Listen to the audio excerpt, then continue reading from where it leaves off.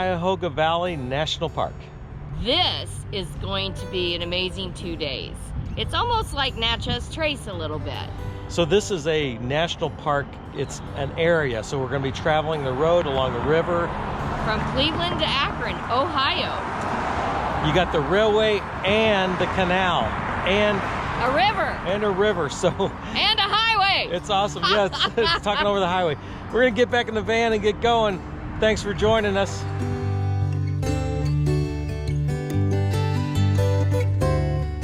Things about this national park is the Erie Canal runs through it.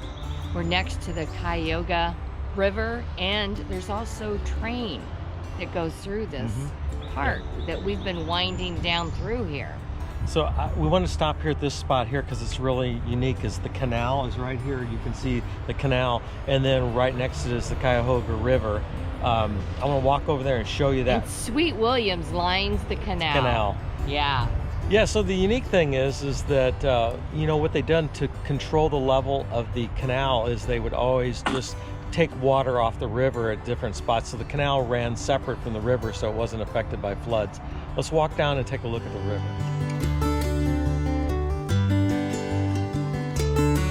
See, it's really beautiful and peaceful down here, and we're just a few steps away from the canal. So along the way they had little chutes that take off and drain water off of the river into the canal to maintain the water level. But just thought I'd show you it's really nice here in this area.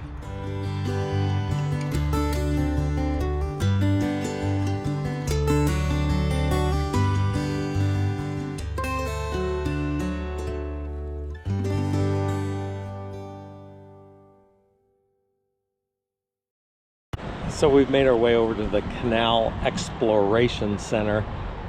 Once again, it's so frustrating that things are still closed up for COVID here in Ohio. But I was looking forward to seeing the visitor center here and all the different interpretive things about the canal, but it's closed. So anyway, the canal here is right alongside the parkway. One of the things I think is really unique about this place is they have the gates and everything still intact from the lock where it was. So this is where boats would come in and lock. Let me step down here and show you. So the canal is upstream here, and then the boats would come here, and there would be a lock to raise the level into the other pool. So let's take a look around here and see what the lock looks like. One of the things I want you to notice is that these gates are shorter than the gates upstream here. I'm going to show you in a second. So that means that the water level on this side was higher than the water level on the other side. So the boat would pull in, they would equalize out, and then that's what would raise and lower the boats. But take a look here, I want to show you something. Here, there is a smaller gate, and what they could do then is they could turn that and open it up and start relieving water pressure and flooding this next cell, and that's what allowed you know, the water to rise, and then you could open the gate. You obviously couldn't open the gate with that much water pressure unless you had this, but it's pretty cool when you look at this and think, man, these stones were laid back in the 1800s and they're still here today.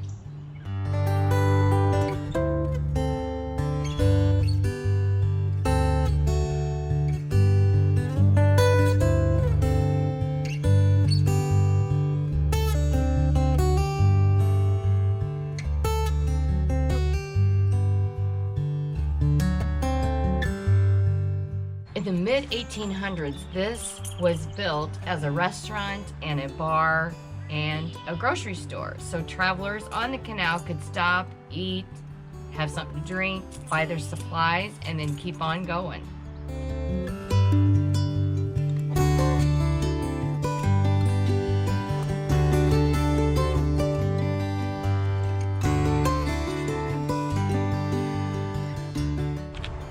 Behind me, they have a statue of a mule that they called Blossom, and it was typical of the mules that would pull the canal boats. And they could tow up to what, 60 60 tons, it said. Yeah.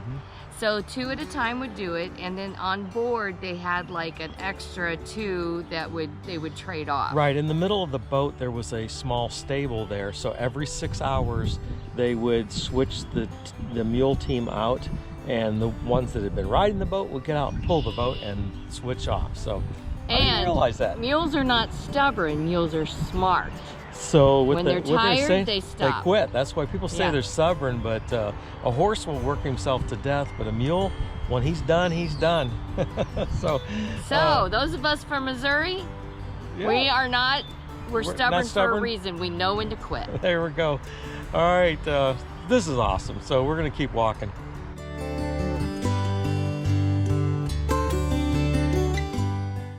Brandywine Falls, and we're at the first overlook, and you go down a few steps to the second overlook. This is absolutely beautiful. It's way more than we expected. We got Herky with us down here. And it's a boardwalk. Right, it's great. Yeah, so, I don't even have my hiking shoes on. Let's look around a little bit.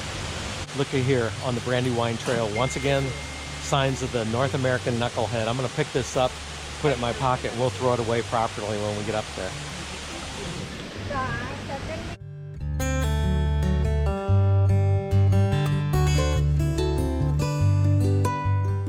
This is the ruins from in the 1920s. It says here Willis Hale built the Champion Electric Company, and they produced appliances for the restaurant industry.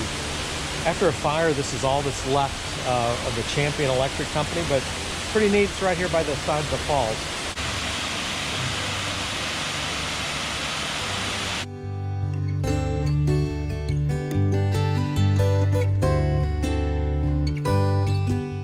Looks like it's about as close as you can get to the falls here. So we took close as I'm gonna get. We took a little selfie here in the area right next to the electric company. So it's pretty cool. Let's keep walking.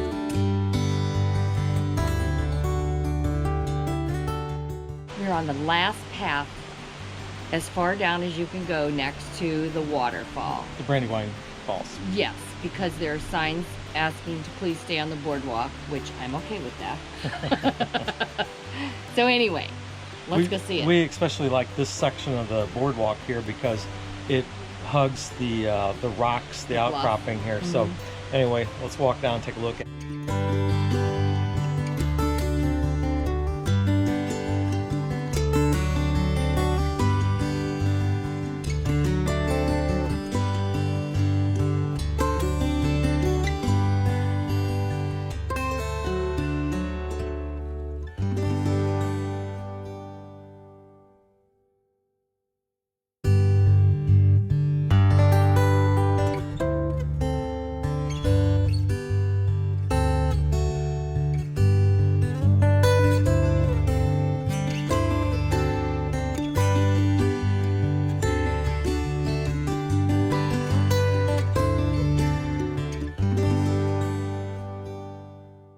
Here we are at the bottom of this waterfall. We've walked up there, and it's really neat to see the different layers of rock and everything as the water flows over it. We really liked it. Quite popular spot, though. There's a lot of people up there. But yeah. We had a chance to look around.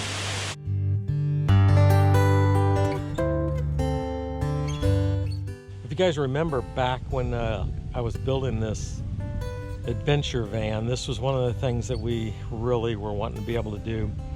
Pull over the side of the road, got all our stuff in here, fix our lunch, and have something to eat, a picnic bench, right, hun?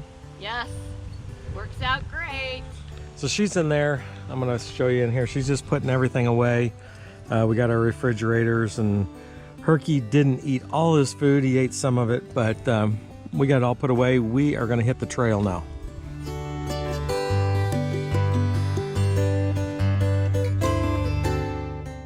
We're walking the towpath trail, and look at these millstones that are just laying here. It's pretty interesting to see. You see the square hole in the center, and they're just here. I was reading the sign up there that these are actually from the German Mills Oat Company, and the interesting thing is that in 1901 that became Quaker Oats. So today These millstones are just sitting here, but they're a part of history.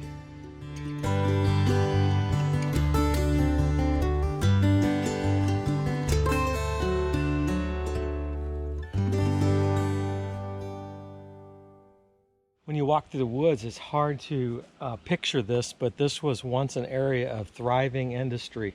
As you can see, the woods have just taken over everything here, but if you look down at the ground here, there is some sandstone blocks here.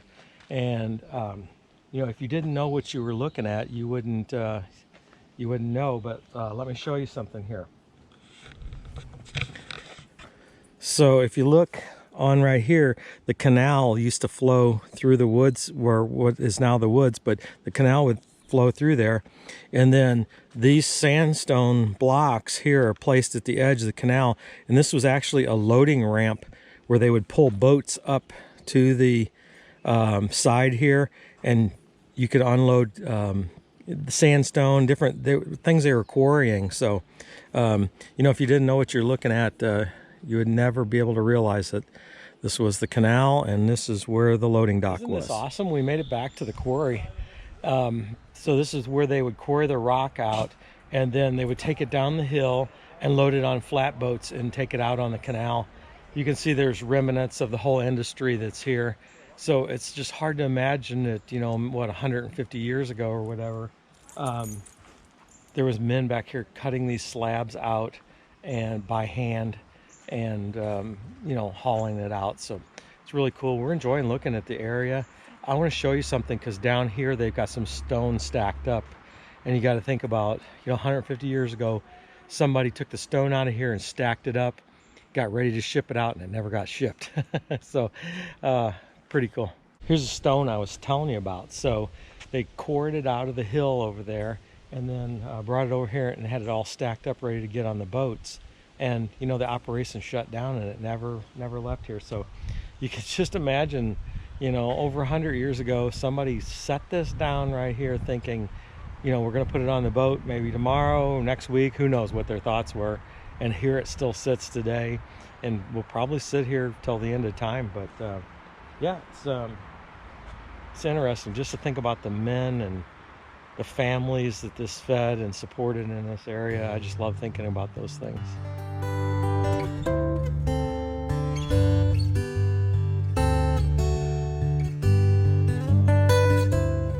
All right, we're walking down here to the covered bridge. Everetts covered bridge, right? Right. Yeah. We're hoping everything's okay. We've been striking, whoop, watch it, Herky.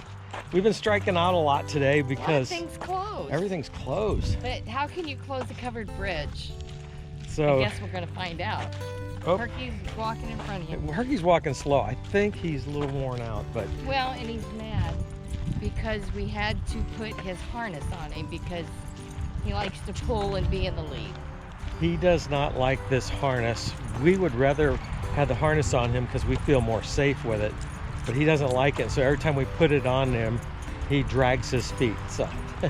And his tail? Oh no, it's out. Now he's coming up. Okay. So all right, we're gonna walk down here to the covered bridge. We'll catch up with you in a second.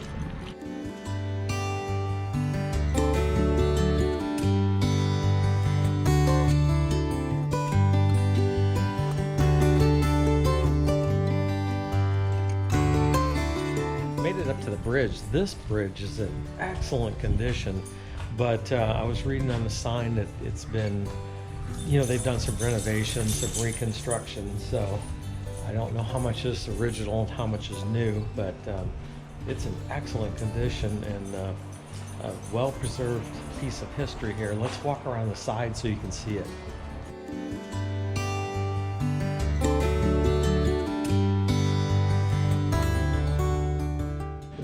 I like this because they have access to the underside of the bridge here. So I circled back around and came down underneath here, and you can see quite a bit. It's pretty good. I think I was reading the sign up there, and they said that this was once part of the canal through here, and then the canal actually flooded in 1912, and that's when they actually quit using the canal for any kind of commerce, which is surprising that it lasted that long. So I'm walking underneath here, looking at the construction. I think it's pretty neat. Nancy's up the top. I'm going to walk back up there and see what's going on up there.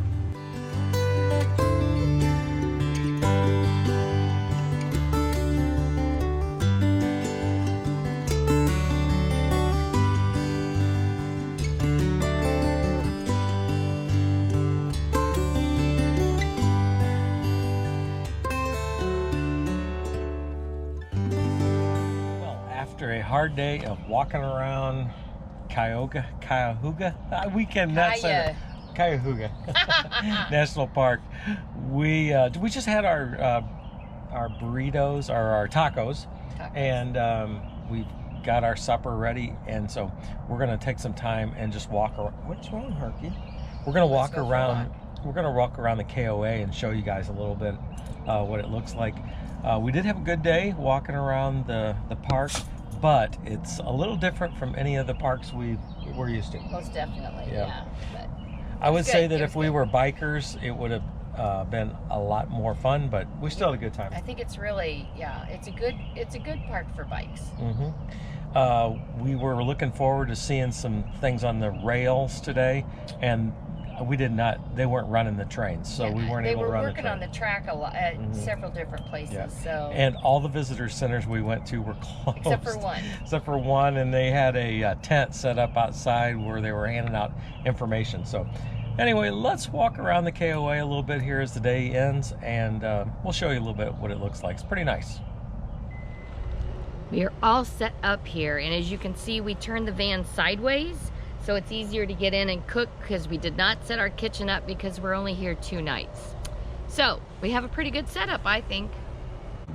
So this KOA is a KOA holiday, and they are different than just a KOA. They got KOA Journey, KOA Holiday. Right. And I think there's one more, but I don't remember what it is. Yeah, I don't either. But these have, like, there's 2 lakes here, and then they have cabins, and then they have like these park homes that you would see in Florida. They're really cute. Take a look.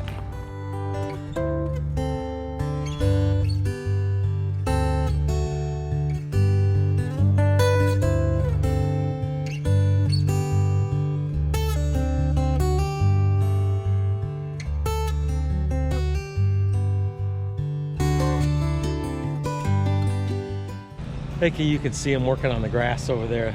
The place is very well kept. The grass is mowed really well.